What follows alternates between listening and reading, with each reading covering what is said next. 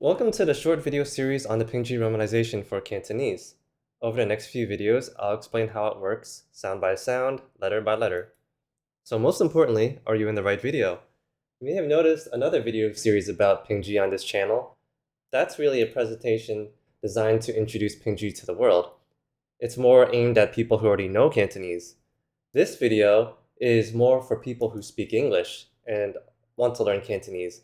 Also, if you speak both English and Cantonese and you'd like to learn about this romanization, then this could work for you as well. That said, there will obviously be a lot of overlap between these two series, so if you've already watched the other one, there's not much reason to watch this unless it didn't stick the first time. What this isn't is a series on how to speak Cantonese. I'll throw some words and phrases out there at the end, but this isn't really meant to teach the language itself. So what is Pingji? It's a novel romanized alphabet to represent Cantonese sounds so that they could be easily written and help people learn Cantonese as well as communicate with each other in a standard way. I love romanization because it allows us to learn how to accurately pronounce words, and without it, people tend to write a lot of approximations that can really butcher the real pronunciation. As for Pingji, it's really new at the time of this video in 2025, so obviously the downside is that there won't be many resources for it yet. I spent a lot more time discussing the pros and cons of Pingji in my original introduction series, and since this is more just for teaching it, I'm just going to quickly summarize. So first of all, romanization is great because Cantonese is much more of a spoken language than a written one. People don't speak the way Chinese is written, so having a guide for those exact sounds is incredibly helpful to learn it. And if you have friends and family who also learn Pingji, then being able to text with them would be really convenient as well. On top of that, romanizations also give you a way of typing Chinese characters. That said, we don't have the software for Pingji at the time of this video, but it's very possible to create custom software to do so. Anyways, those are some benefits of romanizations in general. Now let's see what makes Pingji special compared to the others. Here's a famous poem romanized 3 different ways. In the top right, we have the current most popular romanization, Yut Ping. You can see it relies on numbers to represent the tones at the end of each word. I personally don't really like this approach because it just doesn't look natural. Living languages don't use numbers to represent sounds, and it certainly doesn't make remembering or reading these words any easier. An older popular romanization is Yale in the bottom right. That takes the opposite approach and uses accent marks, similar to what Pinyin does for Mandarin. The problem is that it's extremely cumbersome to type these accented letters, so your average person will just have to leave them out when typing anything. Is that really acceptable though? As I'll dive into later, Cantonese has 6 tones, rather than just 4 in Mandarin. Because of the larger number of tones, Cantonese relies a lot more of them to distinguish words apart than even Mandarin. Pingji is on the bottom left and differs from the other 2 systems by using tone letters. No numbers or accent marks required.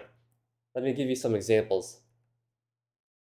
This is a day of the week, but depending on the tone of the last word, it could either mean Sunday or Monday.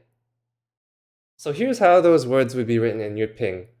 There are 2 different words spelled J-A-T, which is pronounced yut. The yut with a 6 after it means the sun in Sunday, while the yut with a 1 after it represents the word for one, which is in Monday. It's all in the numbers for every single word. But for me, I have a hard time remembering numbers easily as they just tend to blend together, and imagine having to do that for every word you learn in Cantonese. And so here are the same words in Pingji. You can see that the yut portion is a lot more distinct and also uses a more sensible letter for the y sound. I can easily commit YAD versus apostrophe YAT to memory much better. That said, Pingji is a tad more complicated. The words that make up Sunday are all the same tone, so why does the first one look different? Well, the short answer for that is that it was an aesthetic choice so that Pingji wouldn't be flooded with apostrophes everywhere. But it's slight exceptions like that do make Pingji have a bit of a higher learning curve. So while you may have to spend a little more time learning, maybe a couple hours on this video series, I think your ability to both learn and read Pingji will be better than the other romanizations once you've got it down. The other big benefit of Pingji is that it uses the standard letters of the English alphabet that can be typed on a standard English keyboard. No need for accent marks or even numbers. In the modern digital age, that's huge. So with all that said, hopefully I've got your attention, and let's begin. So let's start with Cantonese word structure. Even though words can be made with multiple characters, I'm just going to call each character a word in this series, and only in this series for convenience. because letters are also characters, aren't they? So it just starts to sound weird. So each word is one syllable made up of three components. First, they always have a final sound, shown in blue in this example here, often initial consonant sound, shown in red. And then every word also has to have a tone, which in this case is the H at the very end. The tone letter could actually be anywhere, depending on what the tone is. The finals may also sometimes have an ending consonant. This is actually pretty important because sometimes the spelling will change depending on if there's a final consonant or not. And one more thing before I start talking about Pingji letters. I just wanted to give this tip, especially for people who struggle to pick up new alphabets. The following applies to virtually any foreign language out there, not just the Pingji romanization. So the tip is this: don't use English phonetic rules.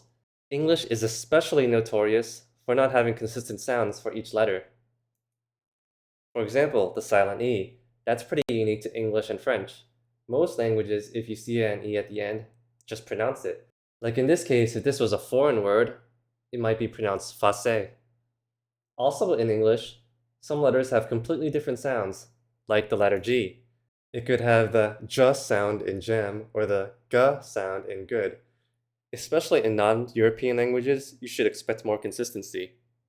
Like if the letter J is used for the j sound, then the G should be for the g sound and almost always for the g sound. So in other words, just free yourself from strange English rules and be prepared to accept that some letters just sound different than what you'd expect. And this goes for any language you learn. Having to relearn letters is not unique to Pingji. For example, let's look at another language most English speakers are at least somewhat familiar with, Spanish. Most of us know that this first word is pronounced hola, not hola, because H's in Spanish are silent. And the letter J is different too. That's pronounced with the English h sound, like in the name Juan. And for that matter, two L's make a y sound, like in llamo. Why? Because that's just how it works. It's a different language. Don't try to force English rules on it. But with that said, it also doesn't hurt to use what we expect the sound to be as a basis when learning a language, because the vast majority of letters will be similar. That's why the Latin alphabet is so handy. Even though some sounds may differ, most of them will be comprehensible to your own language. You just gotta put in the effort to remember what's different. And in the case of Pingji, it borrows heavily on the alphabets of both Mandarin Pinyin and English. Anyways, with that said, let's introduce our first batch of letters in Pingji, the letters E and I. E makes the E sound in bed, and I makes the E sound in sushi. It also has another sound which I'll explain later, but for now, that's E and E. And here's our first set of consonants. These are identical to their typical English sound with basically no exceptions. The M and N are a little more special and will be covered more in detail in the next video though. So now that we have some letters to work with, let's start with our first practice session. Here are some words to play with. They're not actual Cantonese words yet because they don't have tones, but let's just practice sounding these out. I'll give you several seconds. And if you said me, li, fi, min, lim, fen, you're right. Next up, I'm going to say 4 words and you spell them out for me. Ready? Nin, nen, lin, fe. Again, that's nin, nen, lin, and fe. And here they are. Actually, one of the quirky things about modern Cantonese is that, especially in Hong Kong, the initial N can be pronounced as an L. For the purposes of this series, though, we're going to go strictly by the book and treat them as separate sounds. So that brings us to the end of our intro lesson. Practice those letters if you need to, but otherwise, I'll see you in the next lesson, where we'll go over the consonants.